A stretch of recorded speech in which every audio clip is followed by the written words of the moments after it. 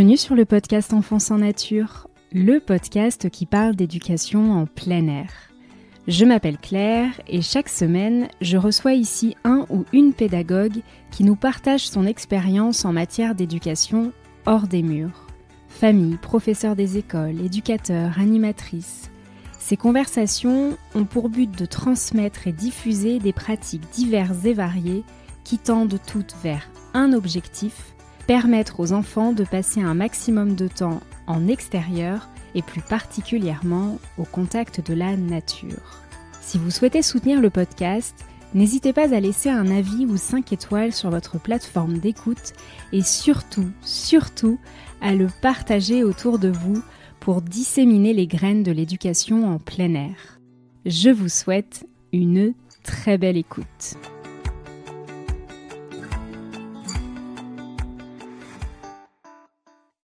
Aujourd'hui, je vous propose un échange avec Fanny.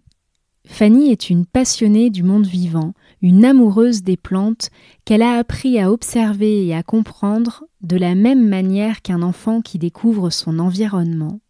Et il se trouve que depuis presque 3 ans, elle a à ses côtés un jeune explorateur qui ne cesse de lui montrer à quel point la nature est source d'émerveillement, tant que l'on prend le temps de la regarder et de la choyer. Dans cet épisode, Fanny partage son cheminement et ses réflexions, de sa fascination pour le vivant à sa maternité et son envie de transmission. J'espère que cet épisode vous donnera envie de ralentir pour observer et admirer, seul ou avec des enfants, la vie qui danse autour de nous. Je vous souhaite une très belle écoute. Salut Fanny! Enchantée Claire! Bienvenue sur le podcast. Je suis ravie de t'accueillir aujourd'hui pour qu'on échange ensemble sur un sujet qui nous passionne toutes les deux, à savoir la relation au vivant des petits et des grands. Pour commencer, est-ce que tu veux bien nous dire dans quel coin tu es installée et ce que tu fais dans la vie? Oui, alors moi j'habite à Lausanne en Suisse, qui diffère peut-être un tout petit peu de la vie française, mais j'ai grandi en France, donc ça n'est pas complètement étranger. Et je travaille dans la communication, dans le milieu culturel, depuis 2007 je crois. J'ai commencé dans une grosse agence de publicité et j'ai fini dans la culture. Bah écoute, je crois que tu es la première voix suisse, en tout cas localisée en Suisse actuellement, sur le podcast. On a eu la Belgique il y a 2-3 semaines. Ça devient le podcast francophone, c'est chouette. Avant qu'on entre dans le vif du sujet, il y a une question rituelle que j'aime beaucoup poser pour en savoir un peu plus sur la personne que je reçois. Fanny, quel était ton rapport avec le vivant lorsque tu étais enfant? Est-ce que tu as grandi au contact de la nature? Est-ce que tu passais du temps en extérieur? C'est une bonne question, c'est une question que je me suis posée parce qu'en fait, je me suis posée récemment parce que je me l'étais jamais posée auparavant. C'est marrant, puis c'est vraiment avec moi en voulant faire un petit peu un point sur ma vie et qu'est-ce qui m'avait amenée ici. J'aime bien faire un peu des ponts aussi avec ma vie personnelle et professionnelle. Et puis je me suis rendu compte qu'en fait moi toute mon enfance a été plongée j'ai été plongée dans la nature et dans le vivant. Je suis complètement amoureuse des animaux de manière très extrême, peut-être parfois un peu trop. Je passais mon temps quand j'étais petite au bord des piscines à sauver les insectes qui tombaient dedans et puis à rager contre les gens qui avaient une piscine puis qui laissaient l'eau le soir compris parce qu'il y avait tous ces insectes qui mouraient dans cette piscine et tout le monde en avait rien à faire. Donc ça, c'était quelque chose, vraiment, ça m'a beaucoup marqué et c'est encore présent aujourd'hui. On part en vacances en Provence cet été, je passe ma vie à sauver les insectes, donc Ariel aussi, pour finir, qui est mon fils. Et puis aussi, en fait, j'ai beaucoup réfléchi aussi quand je suis devenue maman à comment moi, j'ai appréhendé, comment mes parents avaient appréhendé, en fait, le contact du vivant. Mais je pense qu'ils n'ont jamais vraiment réfléchi, on était juste dans une autre génération, on était quand même beaucoup plus libre, on avait beaucoup plus de liberté de mouvement et en plus moi j'ai eu la chance de grandir dans un port qui s'appelle le port Ripaille en fait, qui est à Thonon-les-Bains, qui est de l'autre côté du lac Léman. Bon déjà il y a le lac Léman, c'est quand même déjà aussi quelque chose, qui a quand même une biodiversité qui est assez incroyable grâce à ça, mais aussi j'ai vécu dans un port qui était fermé comme une résidence. En fait, il y avait une barrière et il y avait, je sais pas, peut-être 1500 résidences à l'intérieur qui étaient complètement mêlées à la nature. Donc, on avait des petites maisons individuelles et mitoyennes. Puis, il y avait des espèces de pinèdes, en fait, de longues étendues. Puis, il y a certaines maisons, même au bout du jardin, il y avait, c'était pas la nôtre, mais au bout du jardin, il y avait un petit ponton, puis les gens avaient un bateau. Et en fait, ben, les parents et à l'intérieur, les voitures pouvaient rouler seulement à 20 ou 30 km/h, ce qui veut dire qu'il y avait zéro danger. Et en fait, moi, j'ai passé toute mon enfance complètement libre, mais même à l'âge de 5, 6 ans, où mes parents, ils ouvraient la porte et puis ils me disaient de pas dépasser tel endroit, surtout quand j'étais petite, mais après, plus tard, de me donner juste un horaire. Et puis moi, je jouais toute la journée dehors avec ben, mes voisins et mes voisines. Et puis je rentrais pour l'heure du souper. Et à partir du moment où je rentrais à l'heure, mes parents étaient pas inquiets et il y avait aucun problème avec ça. Et il y avait des grandes étendues. Il y avait bah, évidemment le lac aussi. Il y a des grandes étendues d'herbes, d'arbres. On grimpait aux arbres. Enfin, c'était assez fou en réalité. Et quand je repense à ça, je me dis mais en fait pour un enfant c'est le paradis de pouvoir vivre ainsi. Et puis la deuxième chose aussi, c'est que ben pendant des années, ma maman, elle était passionnée par l'équitation et je pense qu'elle a jamais eu pu le faire elle quand elle était plus jeune. Et du coup, elle m'a très vite mis les fesses sur un cheval, ce qui fait que j'ai été aussi très vite, même si c'était pas tout à fait la manière dont j'aurais envie aujourd'hui d'être au contact avec le vivant, mais j'étais quand même tout le temps, constamment en contact avec un animal dont j'avais la responsabilité.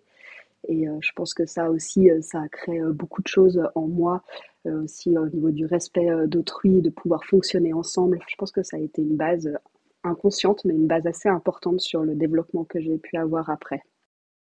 Alors le sujet qui nous réunit aujourd'hui, c'est la relation que les enfants et les adultes peuvent construire avec le vivant qui nous entoure.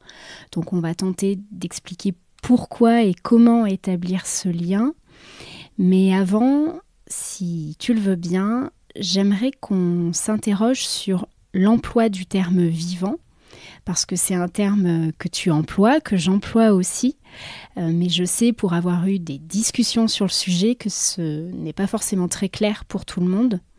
Alors toi, Fanny, qu'est-ce que tu entends derrière le terme vivant et pourquoi est-ce que tu utilises ce terme-là plutôt que le terme nature, par exemple ?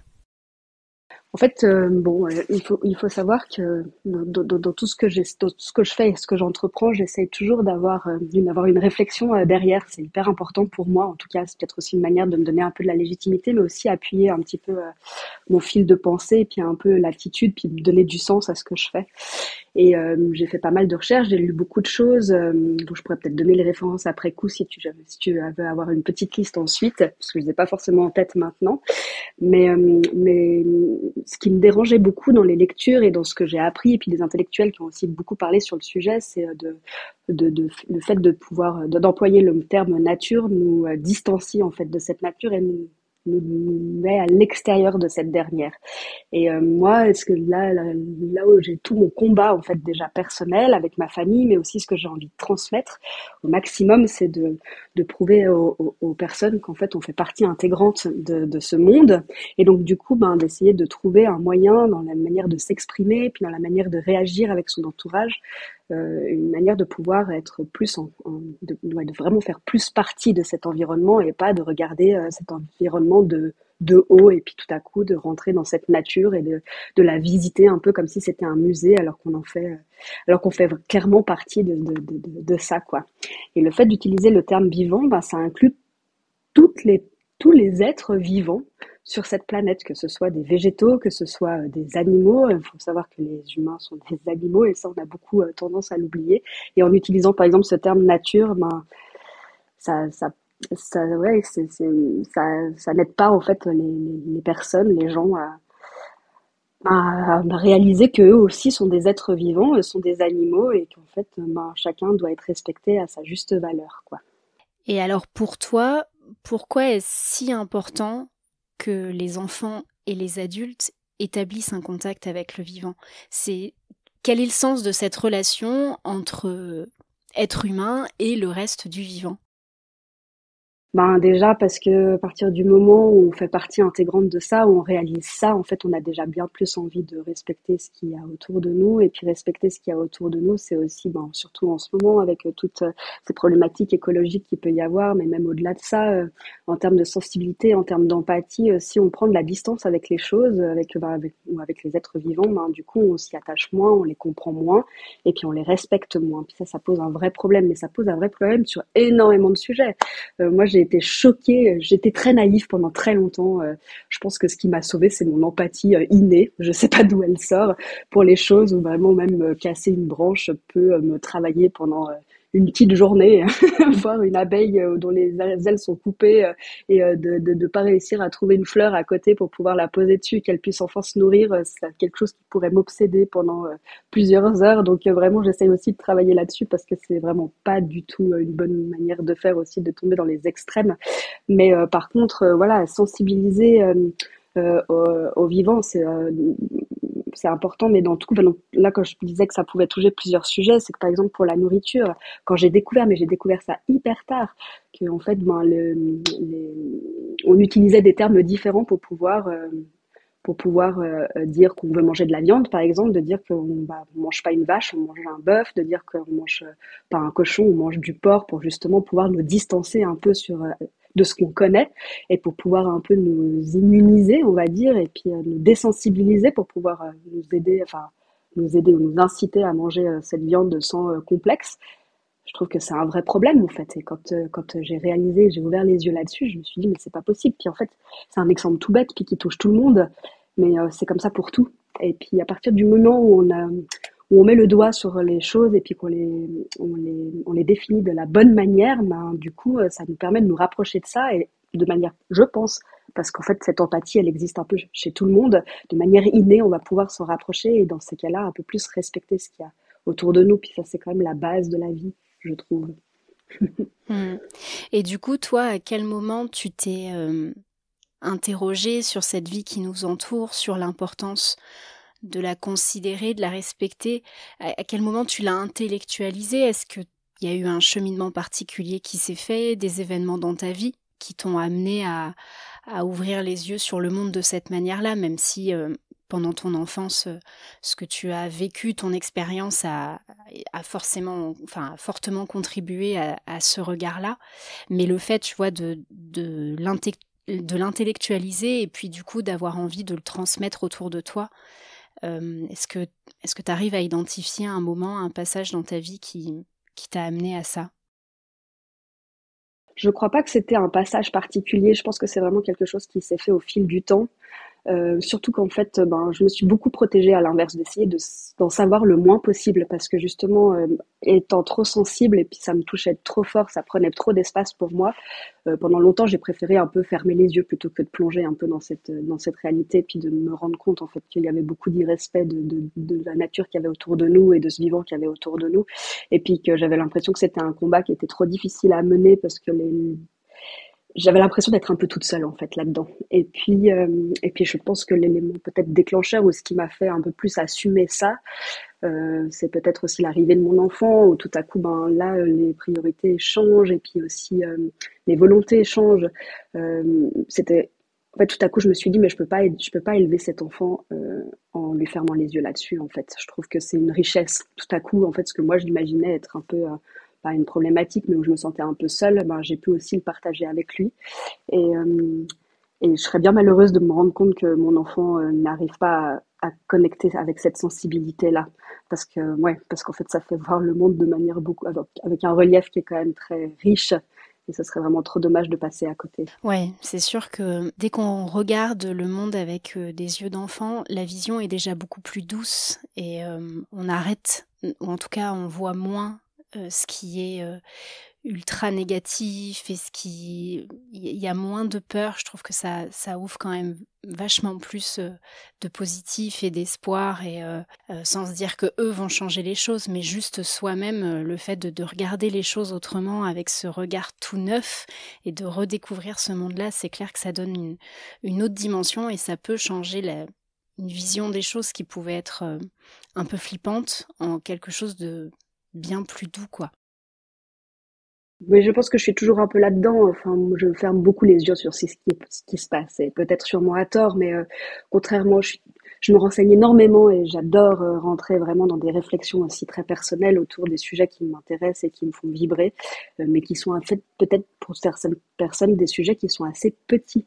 Mais pour tout ce qui est de l'actualité, même autour de l'écologie et tout ça, ben, je pense que je pourrais être quelqu'un qui est très sujette à l'éco-anxiété, surtout quand on devient maman. Enfin, c'est vraiment un sujet, c'est vraiment de se on est quand même on est tout dans le paradoxe de se dire mais est-ce que vraiment on a bien raison de faire des enfants dans ce monde dans lequel on vit et qui promet vraiment une fin qui est assez terrible pour finir. Et puis est-ce que c'est responsable de ma part d'avoir d'un enfant là-dedans, ou alors est-ce qu'au contraire c'est plutôt enfin faut rester positif puis faut pas s'empêcher de vivre, parce que justement peut-être plus tard il se passera certaines choses. Mais c'est vrai que pour m'en protéger, ben l'actualité je la suis vraiment très peu et je préfère ben, nourrir mon esprit et mes connaissances avec des choses qui sont très proches de moi en fait. Et puis je trouve que s'intéresser justement aux vivants autour de nous, mais pas j'ai été fascinée, en plus j'adore les plantes intérieures, donc il y a eu un moment donné où j'ai été fascinée par les plantes exotiques parce qu'il y a que les plantes exotiques que l'on peut avoir à l'intérieur de chez soi. Mais tout à coup, je me suis dit, mais ce qui est vraiment intéressant à observer, c'est pas d'essayer d'amener de l'exotisme chez soi, c'est vraiment de regarder un peu ce qu'il y a sous nos pieds. Et puis quand on commence un peu à ouvrir les yeux là-dessus, avec un enfant, c'est tellement facile parce qu'en fait, ils sont complètement émerveillés face à la moindre chose. Donc en fait, moi, j'ai envie de faire renaître un enthousiasme chez moi et j'ai juste à imiter mon enfant qui lui-même m'imite. Enfin voilà, c'est vraiment un cercle un peu vertueux comme ça. Et puis en fait, on se rend compte qu'il y a une vie extraordinaire qui est juste là. Et moi, je vis pas non plus à Paris, on est d'accord, mais je vis en ville et il y a énormément de choses à observer dans cette ville et à essayer de la comprendre, essayer de comprendre pourquoi ces choses sont là, et puis essayer de ouais, de changer un peu notre regard sur les choses. Puis d'un coup, ben, même si on croise quelque chose qui nous semblait soit banal, soit un peu dégueu, comme je pense aux vers de terre, ben, en fait, nous, avec Ariel, on est en train de les regarder, puis on trouve ça magnifique. En fait, on se trouve ça incroyable, on les observe, on regarde la couleur, on regarde la consistance, on regarde la manière dont ils se déplacent, puis en fait, c'est complètement fou. C'est aussi fou qu'une étoile de mer, pour finir. Donc, ouais, je pense que tout à coup, j'ai eu envie de développer ça et puis après, dans cette transmission, de prouver aux gens qu'il n'y a pas besoin d'aller chercher des choses complètement extraordinaires pour être émerveillé, en fait. Et quand je transmets ça, et quand d'un coup je reçois un message de quelqu'un qui m'a dit ah ben aujourd'hui, ou quelqu'une qui m'a dit ah ben aujourd'hui il pleuvait et puis j'ai vu un ver de terre sur la route, j'ai pensé à toi, j'ai pris sur moi parce que d'habitude je trouve ça pas très, pas très, enfin c'est un peu ragoûtant quoi. Et puis je l'ai posé dans le jardin d'à côté et j'étais tellement fière de moi. Et puis moi je reçois ça, j'ai la larme à l'œil, je me dis mais en fait j'ai tout gagné. Je peux rien faire sur ces catastrophes écologiques, mais je peux au moins ouvrir les yeux sur chez certaines personnes sur ce genre de petits gestes quoi. On va revenir sur ces petites choses qui nous entourent, qui sont très proches et qui ont pourtant une place essentielle. Mais puisque tu les as évoquées, j'avais quand même envie de te demander quelle place les plantes prennent dans ta vie. Parce qu'elles, sur ton compte Instagram, elles prennent beaucoup de place. Tu es dans un monde végétal. Du coup, à quel moment tu t'es fascinée pour les plantes d'intérieur et dans ton quotidien et dans ton cœur, elles prennent quelle place? Alors c'est aussi une bonne question de savoir comment, je pense qu'au début, comme beaucoup de gens, j'ai eu envie d'avoir des plantes pour juste leur pouvoir décoratif. Et puis tout à coup, je me suis, en fait, euh, tout à coup, je crois que j'ai pris énormément de plaisir à me dire, mais en fait, cet être vivant, il dépend de moi, quoi. En fait, il est dans son pot, donc il n'est pas à l'extérieur. Donc, s'il est malade, s'il a soif, s'il a faim, s'il est épanoui ou pas, finalement, j'en suis quand même quelque part assez responsable. Alors, à une moindre échelle, parce qu'après aussi, on apprend comment ces plantes fonctionnent. Puis si on rate, c'est pas la fin du monde. Mais tout à coup, je me suis responsabilisée pour ça et j'ai pris énormément de plaisir, je crois, euh, à, à sentir que je pouvais bah, ouais, que je pouvais être utile en fait à un autre être vivant que moi-même. Et je crois que ça m'a fait en fait beaucoup de bien. Puis petit à petit, bah, je me suis intéressée aux différentes plantes, de savoir pourquoi certaines elles avaient tel besoin et d'autres besoins. Puis en fait, c'est une espèce de passion comme ça qui est née par la curiosité. Et puis tout à coup, je pense aussi que ça, c'est, on dit aussi pour la culture, c'est un peu la même chose. Plus on en consomme et plus on en a besoin.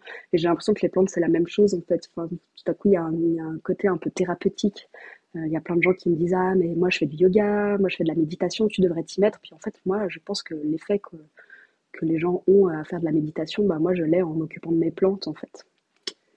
Et ça fait partie d'un geste quotidien. Et en plus, ben, je trouve que c'est super apaisant.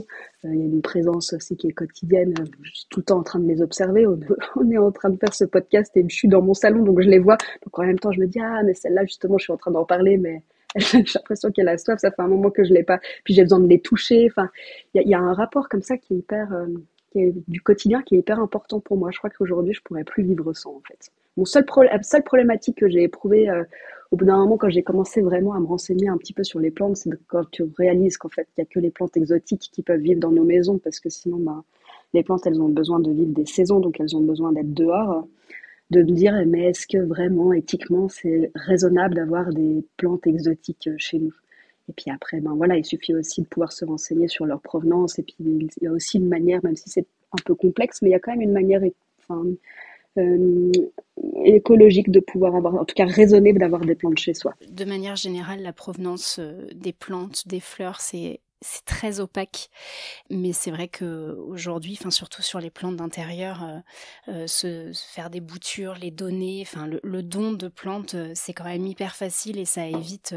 Enfin, la plante a l'intérêt de pouvoir se multiplier à l'infini quand on s'en occupe bien, quand on a les bons gestes. Et finalement, il y a un moment où on n'a plus besoin d'aller les acheter et aller les chercher au bout du monde.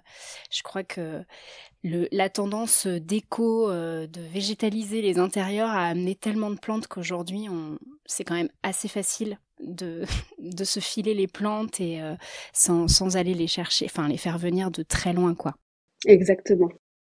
Alors, dans le règne animal, végétal ou celui des champignons, il y a les éléments que l'on voit, comme un platane au bord d'une route ou une fourmi dans le jardin, pour ne citer que des choses fréquentes que l'on peut croiser quotidiennement.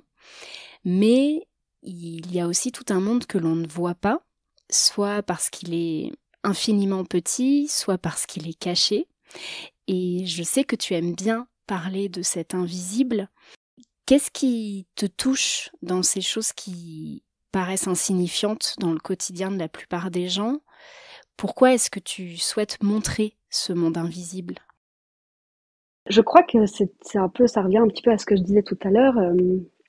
C'est essayer de prouver aux gens que l'on peut s'émerveiller sur du petit rien, et surtout sur quelque chose qui est un peu immatériel. Pourtant, j'ai jamais été à la course du matériel. Enfin, je l'ai consommé quand j'étais plus jeune, comme tout le monde, et aujourd'hui, je fais pas une bataille contre le matériel, c'est pas ça.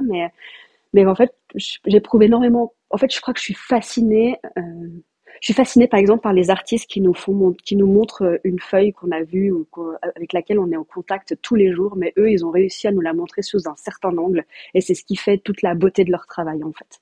Et ça, c'est vraiment quelque chose que je trouve, enfin, c'est d'une force incroyable, les personnes qui sont capables de nous montrer quelque chose qui sont à portée de main. Mais s'ils nous avaient pas guidé un tout petit peu sur ce chemin, mais jamais, jamais on n'aurait eu le réflexe de retourner cette feuille, en fait, ou de retourner cet élément, ou de regarder le dessous d'un champignon avec une loupe. Et en fait, ça, je trouve ça complètement fascinant. Moi, je trouve ça fou ouais, de passer à côté de ces choses tous les jours, sans en avoir conscience. En fait, c'est un peu comme si on passait un peu à côté de la vie. Enfin, et en fait, je crois que c'est, avant de vouloir le transmettre aux gens, je crois que moi-même, ça me fascine énormément. C'est quelque chose qui me touche particulièrement, de me dire, mais j'ai l'impression, en fait, d'être un génie tout à coup. J'ai l'impression d'avoir fait une découverte pas possible. Mais c'est un peu comme ce que je fais avec mes plantes aussi à l'intérieur. C'est que tout à coup, de réaliser qu'on peut faire des expériences et qu'on peut faire germer un noyau d'avocat. Mais la première fois que j'ai réalisé ça, où j'ai réalisé on pourrait faire germer un noyau de litchi, où il y a encore pas longtemps, quand j'ai réalisé qu'on pouvait faire germer les petites graines qui étaient dans les cotons qu'on achetait dans les fleurs séchées. Mais moi, en fait, je sais pas, j'ai l'impression tout à coup d'être une scientifique folle et puis de faire des découvertes pas possibles, un peu comme la première fois où quelqu'un a fait germer, a réalisé qu'une graine pouvait germer, en fait. Puis j'essaye de vivre ça de manière très personnelle, puis de le transmettre aux gens, parce que si moi je peux être enthousiasmée par ça, si un enfant peut être enthousiasmé par ça, en fait n'importe qui peut l'être aussi, quoi. Tu parles de te sentir comme une scientifique. C'est un sujet qui revient souvent quand on souhaite se connecter, se reconnecter au vivant. Parce que depuis plus de 50 ans, le vivant est principalement abordé par le biais d'une approche scientifique, ce qui a induit l'idée pour la très grande majorité des personnes que pour établir un lien avec le vivant et pour le comprendre, il faut nécessairement comprendre comment il fonctionne, avoir des bases en botanique, en mycologie, zoologie.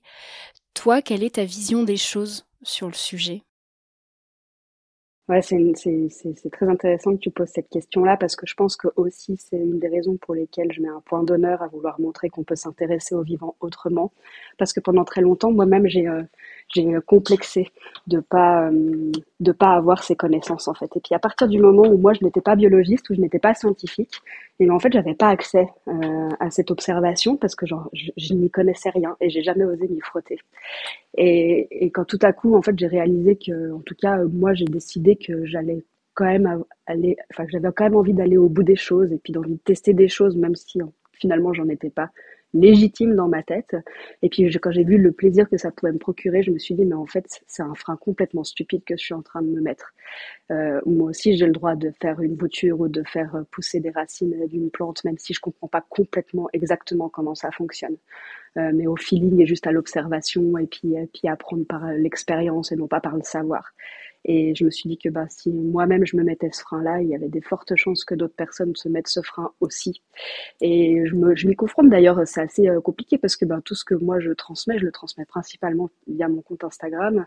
Et puis je me bats contre moi-même en me disant, mais des fois quand je donne des conseils autour des plantes à travers des observations personnelles que j'ai fait, de trouver de la légitimité en fait là-dedans parce que je suis pas une botaniste, donc pour qui je me prends, mais en fait finalement, enfin les gens ont le droit de regarder et je les fais pas payer pour me regarder, donc ça devrait aller, mais je me bats quand même aussi un petit peu là-dessus et puis de me dire, mais ça me donne aussi envie après d'aller chercher un peu plus loin et puis de trouver quand même les bons termes après que je veux quand même toujours vulgariser parce que je veux surtout pas faire fuir les personnes avec des choses trop techniques parce que moi-même en fait c'est quelque chose qui me fait fuir et ouais, je pense que c'est une des grandes motivations pour moi de vouloir transmettre ça. Enfin, déjà me prouver à moi qu'on peut y avoir accès sans ces connaissances-là, et puis que ces personnes ont tout à fait le droit aussi d'y avoir accès sans forcément connaître tout l'aspect scientifique de ce vivant, quoi. Même si, sans rentrer dans des détails scientifiques, on peut apprendre déjà beaucoup de choses très simplement, en fait. Puis, je me réjouis parce que Ariel,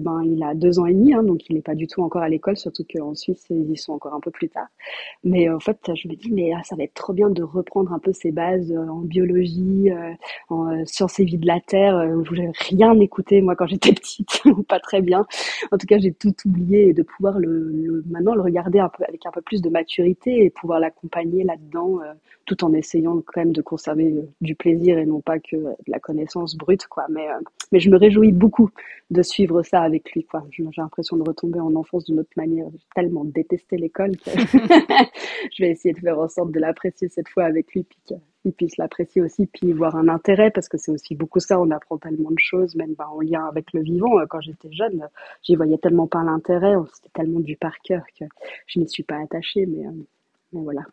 Mais c'est vrai que, en fait, on a tendance souvent à penser qu'il faut d'abord la théorie et puis après la pratique. Alors je sais que ça c'est très culturel, en tout cas en France à l'école, c'est comme ça qu'on présente les choses aux enfants et du coup arrivé à l'âge adulte, on garde ce fonctionnement où tant qu'on n'a pas suivi de formation, tant qu'on n'a pas vraiment le savoir, et on va avoir tendance à se brider et à s'empêcher de faire les choses alors que l'expérience avant tout, va remplir nos connaissances et c'est en faisant. Et en fait, dans le monde je parle de la botanique notamment, mais le monde animal, c'est pareil. À partir du moment où on commence à y toucher un peu, en fait, derrière, la curiosité, elle est naturelle et on va avoir envie bien souvent de compléter ce qu'on a pu observer comme ça sans trop comprendre ce qui se passe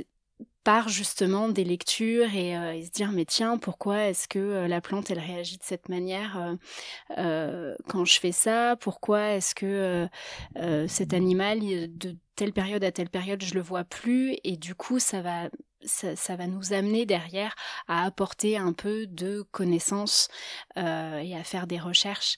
Mais c'est vrai que d'expérimenter en premier, c'est quand même en plus, c'est ce qui nous construit des souvenirs très forts et c'est ce qui s'ancre en nous plutôt que, tu le disais, le fait d'apprendre par cœur les choses. Ça, c'est, à part pour certains cerveaux, c'est quand même pas ce qui nous marque le plus, quoi.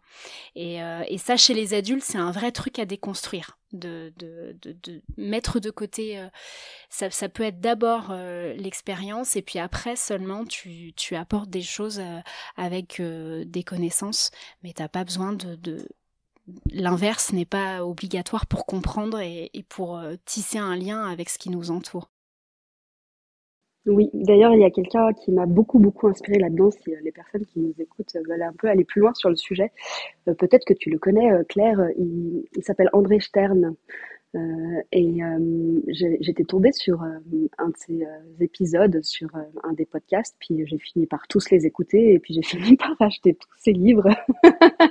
Et c'est une personne complètement fascinante. Bon, déjà, c'est une personne qui arrive très très bien à s'exprimer, ce qui ne gâche rien, mais au-delà de ça, c'est quand même quelqu'un de fascinant parce qu'il est jamais allé à l'école. Et puis, il explique justement, bon, je pense aussi que bon, il a une éducation qui a bien accompagné à ça, puis maintenant il a 2 enfants, qu'il arrive aussi à bien accompagner là-dedans, mais de dire qu'en fait, on apprend que à travers l'enthousiasme.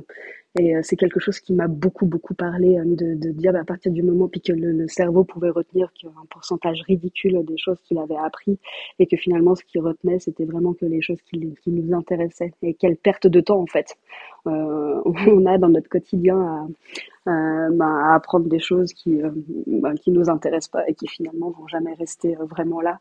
Et je crois que cette personne m'a, enfin, en tout cas, de l'écouter, ça m'a fait aussi beaucoup de bien. Et je pense que ça m'a fait faire un bond assez énorme, non seulement d'un point de vue personnel, mais aussi dans l'accompagnement de mon enfant.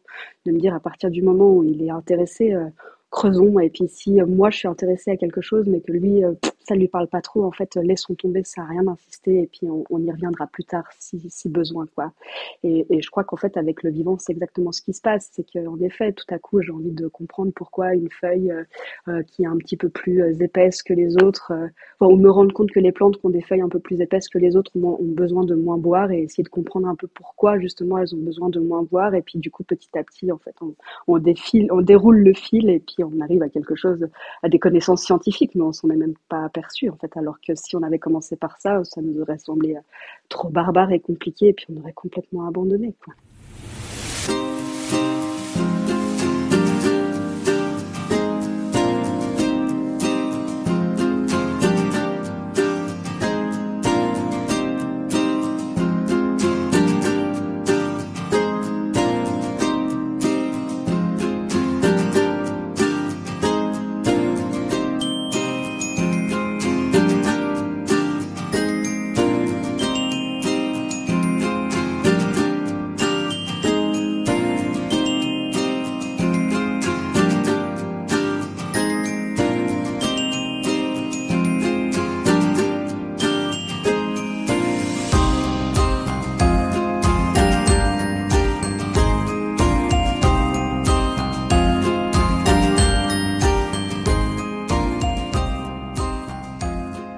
Maintenant qu'on a posé les raisons de connecter les jeunes et les grands aux vivants, la question qui vient forcément après, c'est comment est-ce qu'on y parvient à construire cette relation? Est-ce qu'il y a des choses simples au quotidien à faire ou à mettre en place pour favoriser ce lien? Bon, alors il faut savoir, moi déjà, encore une fois, alors je sais pas, tous les enfants sont différents, mais c'est vrai que le mien, il est petit, et j'ai l'impression que quand ils sont petits, c'est tellement facile à enthousiasmer, en tout cas, ou à les faire connecter avec enfin, avec ce qu'on a envie qu'ils connectent. Mais bon, déjà, il faut savoir que il faut aller, enfin, les plantes, c'est joli et puis c'est très chouette. Moi, ils me voient m'en occuper au quotidien, puis du coup, ben, ils m'imitent, hein, donc ils leur donnent à boire, ils regardent si la terre elle est trop sèche, enfin, ils enlèvent les mauvaises feuilles, c'est assez rigolo de le voir faire d'ailleurs. Mais pour la sensibilisation, c'est surtout à l'extérieur qu'on va. Il faut savoir, c'est que moi, en fait, d'occuper un enfant à l'intérieur, je trouve ça extrêmement compliqué. C'est quelque chose qui me stresse pas mal en fait même, je pense que si je vais être très honnête. Et donc du coup, j'ai vraiment le réflexe par tous les temps de sortir, mais aussi parce qu'en fait, ça m'arrange beaucoup. Je trouve que tout est beaucoup plus simple à l'extérieur. Il y a beaucoup moins de jugement déjà vis-à-vis de l'enfant. L'enfant peut crier, peut courir, peut s'exprimer sans qu'il y ait de problème, sans que ça prenne des proportions folles.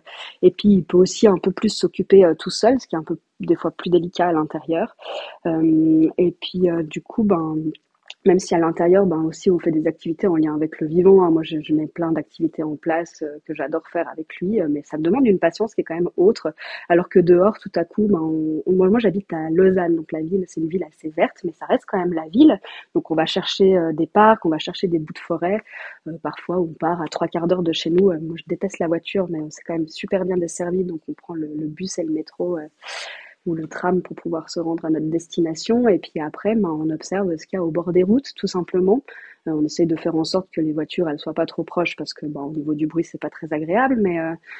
Mais une petite, lui montrer tout simplement qu'une petite touffe de verdure est en train de sortir d'un mur, qu'un pissenlit a réussi à faire craquer le bitume, que tout à coup il y a un champignon qui a poussé à un endroit complètement improbable alors qu'on pensait que c'était qu'on les verrait que en forêt et là pourtant on est en ville et il y en a un oiseau qui est en train d'essayer d'en appeler un autre et puis d'essayer d'observer quel oiseau justement il est en train avec lequel il est en train de communiquer, essayer de se rappeler de quel arbre on avait croisé la dernière fois.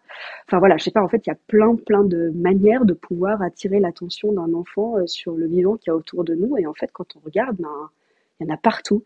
Et ce qui est complètement fou, c'est que moi, avant de prendre le temps de regarder les choses avec lui, ben, en fait, je m'étais pas rendu compte qu'il y avait une biodiversité qui était aussi incroyable. Là, on a vu des rats et des souris, alors que j'avais l'impression que on le voyait que dans les documentaires et puis que c'était pas, qu'elles habitaient pas vraiment avec nous. Enfin, et je crois que la grande clé aussi que je peux, s'il y a quelque chose que je peux aussi souligner, c'est que et que j'ai mis en place et que je trouve très très important pour que ça puisse fonctionner, c'est de prendre le temps en fait. Et ça c'est le truc le plus précieux au monde quand on fait une activité extérieure. Tout à l'heure, par exemple, juste avant le podcast, là, je suis allée le récupérer à la crèche et j'ai fait en sorte de le récupérer un quart d'heure plus tôt pour qu'on puisse rentrer à pied. Et puis, du coup, ben là, cette fois-ci, son obsession, c'était de monter sur les murets et de sauter, mais la dernière fois, c'était justement de regarder un peu tout ce qu'il y avait sur le rebord et s'il restait encore des feuilles mortes ou pas, si les feuilles elles étaient abîmées ou si elles étaient justement avec cet effet un peu squelettique ou pas, si elles avaient toutes la même couleur ou pas, s'il y en avait encore sur les arbres ou pas. Et puis en fait, c'est à force de faire avec lui et de lui montrer, enfin de lui proposer ses observations au fil de nos sorties que ces idées lui viennent toutes seules. Puis après, finalement, c'est lui qui guide un peu la promenade, quoi. Mais pour que ça puisse exister, ben c'est clair qu'il faut pas être pressé. Oui, justement, en préparant l'épisode, tu m'as confié qu'une des choses qui t'aide aujourd'hui à avoir un quotidien dans lequel tu te sens bien, c'est le fait d'avoir ralenti ton rythme de vie.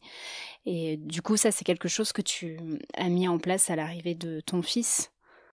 Oui, en fait, ça, pour moi, ça paraît être essentiel pour pouvoir aborder les choses comme je les aborde avec lui. Sans le temps, je serais absolument pas capable de le faire. Et bon, il faut savoir qu'avant, j'avais pas forcément envie d'être maman. Puis j'ai rencontré la personne avec qui je suis aujourd'hui, et puis c'est lui qui m'a donné envie d'avoir des enfants, comme quoi tout change.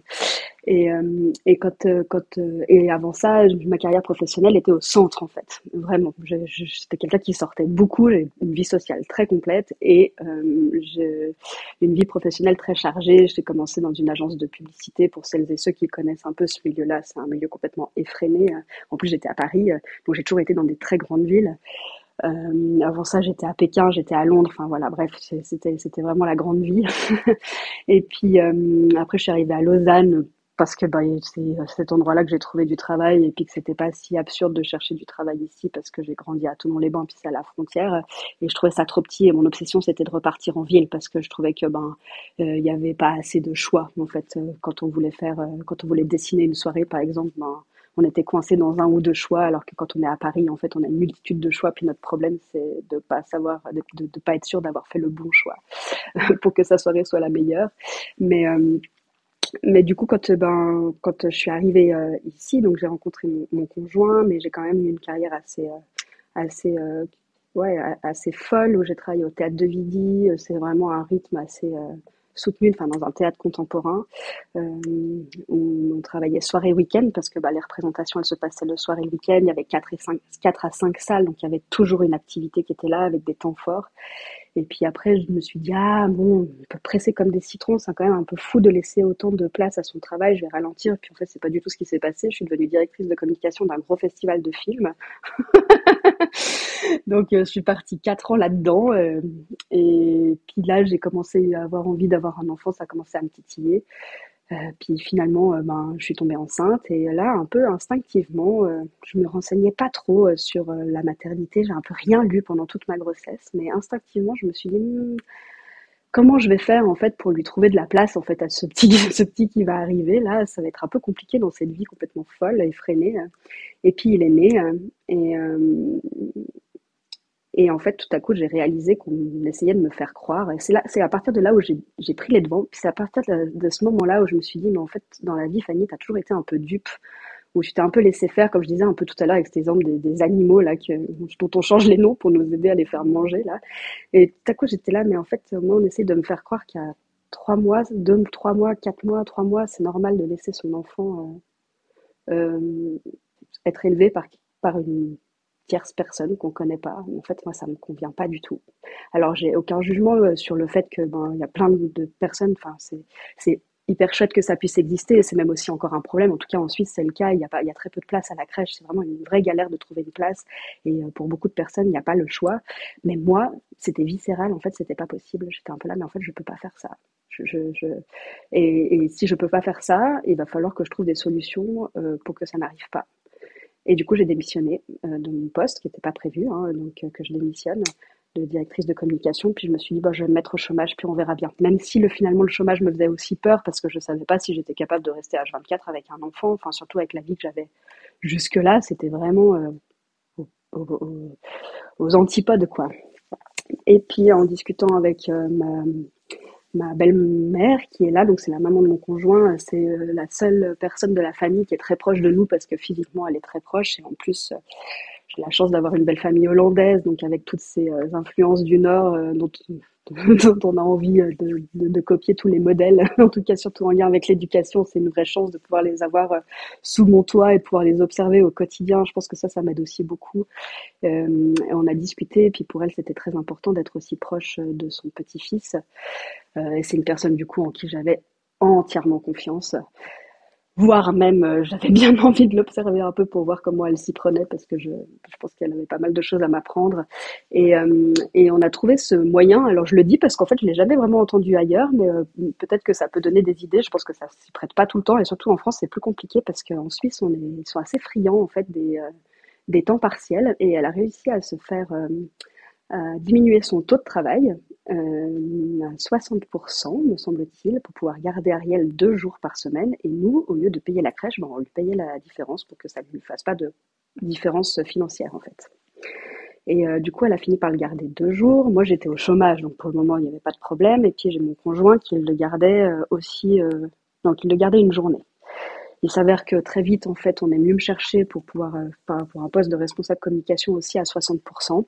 Et donc, du coup, j'ai fini par garder Ariel 2 jours, ma belle-mère 2 jours, et puis mon conjoint 1 jour, ce qui fait qu'il était toujours très proche de la famille avec une personne de confiance. Mais c'est vrai que il y a, enfin, dans le fonctionnement, il y a un vrai problème. Moi, je te rejoins hein, sur le fait que d'envoyer, de pousser les parents à laisser leurs enfants à seulement 3 mois de vie, moi, je l'ai vécu. Et puis, en fait, 2 mois après, j'ai obtenu une rupture conventionnelle parce que c'était plus supportable et, enfin voilà, ça me paraissait être un non-sens que de laisser mon enfant aussi jeune et de pas pouvoir profiter. Et c'est vrai qu'il y a d'autres solutions, mais tout de suite, c'est plus contraignant mais on passe à côté de choses qui sont, ça passe tellement vite et puis en plus, la parentalité, surtout durant les premières années, c'est quand même épuisant, donc continuer à avoir un rythme effréné de boulot, ça paraît dingue en fait. Il faudrait continuer. On nous demande de continuer à vivre et à travailler de la même manière que quand on n'a pas d'enfant. Exactement, ouais. Si ce n'est même plus, parce qu'on doit prouver qu'on en est encore capable. C'est vrai, tu as raison. En tant que femme, en tout cas, c'est quand même, ça se ressent beaucoup. Oui, pour finir, pour répondre à ta question, et donc j'ai voulu ralentir ce rythme, et donc qui m'a aussi amené à avoir du temps. Et puis du coup, je me suis aussi rendu compte que l'ennemi numéro un, en tout cas de la parentalité et des enfants, c'était donc le temps, le manque de temps et le stress. Et moi, dès que je suis stressée, en fait, tout à coup, je me transforme et je deviens quelqu'un que j'ai pas envie d'être. Et du coup, j'ai tout balisé dans ma vie pour m'éviter au maximum et de stress et le manque de temps. Et à partir du moment où j'ai réussi à pouvoir obtenir ces deux avantages pour pouvoir faire grandir mon enfant comme j'en ai envie et justement prendre le temps de pouvoir développer toutes ces choses qui me sont chères, la vie a été beaucoup plus douce et beaucoup plus facile. Et puis j'ai pu mettre en place la mère que j'ai envie d'être, en tout cas jusqu'à aujourd'hui. Après, on n'est pas du tout à l'abri de toutes les problématiques qui sont aussi liées peut-être à l'âge et tout ça. Enfin, après, il y a l'école, je serai plus là, on sera plus trop les seules personnes à éduquer notre enfant. Donc ça va être encore d'autres challenges. Mais c'est vrai que moi, ça m'a sauvé la vie, en fait, de mettre ces balises. Et une question qui me vient comme ça, dans ce changement, est-ce que tu t'imagines vivre en dehors de la ville aujourd'hui? Est-ce que c'est quelque chose que tu projettes ou ça reste pour toi qui a vécu du coup dans des très grandes villes, quelque chose que tu veux garder? Non, je pense que je serais complètement prête à le faire. C'est juste que là, j'ai aucun problème à me projeter dans quelque chose, dans un environnement ultra sauvage, avec ma famille comme principal contact, et puis de la faire grandir et puis d'en prendre soin, quoi. C'est vraiment maintenant le pilier, le cœur de mes problématiques, enfin de mes objectifs et de mes envies. Fanny, on arrive au bout de notre échange, mais avant de nous quitter, j'ai une dernière question à te poser. Comment transforme-t-on du simple en extraordinaire? Ouais, mais c'est une question que je me pose encore souvent et je pense qu'en fait, transformer du simple en extraordinaire, ça se fait de manière très différente avec suivant la matière que l'on a entre les mains. Déjà, je pense qu'il faut se faire confiance.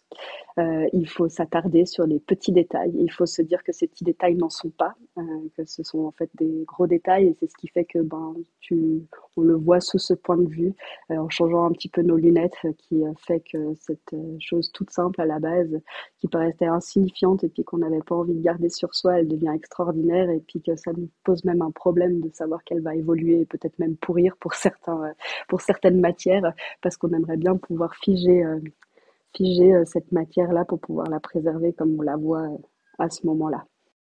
Merci Fanny pour ce moment et pour ces partages. Ça va permettre à toutes les personnes qui te suivent sur Instagram d'en savoir un peu plus sur toi. Moi, j'ai apprécié que tu nous racontes tout ça. Donc, merci beaucoup pour tes réflexions et puis pour tout ce que tu partages de manière générale au quotidien, tes bonnes idées, tes astuces planches. Tu vois, je n'avais jamais tenté de faire germer un noyau de litchi. C'est en cours. Bien qu'à la base, les litchis, je veux pas du tout me pousser à la consommation du litchi parce que bon, quand on réfléchit un petit peu, c'est pas du tout ok de manger des Ouais, litchis. oui, Mais ma foi, une fois qu'ils sont mangés, c'est quand même un peu dommage de jeter le noyau. tout à fait. On réutilise, on transforme au maximum. C'est ça. Merci Fanny, à Merci bientôt. Claire, à bientôt.